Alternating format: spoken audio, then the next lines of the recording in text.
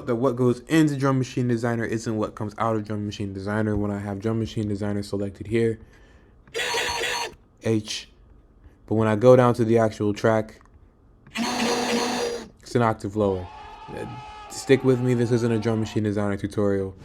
We load in our script now. Basically what this thing does is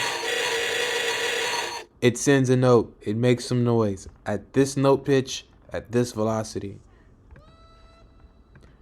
Gonna open up Smart Controls and map that thing to this thing.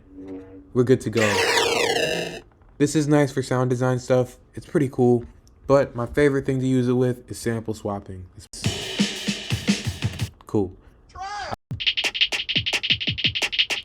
I like my patch better, but I hate those drums. I don't have to load in any other things. I don't have to dig in any sample folders, none. I just turn a knob. Wow.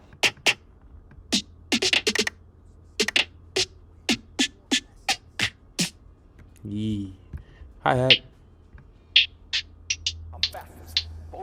Watch this still sound awful. Not terrible, but awful.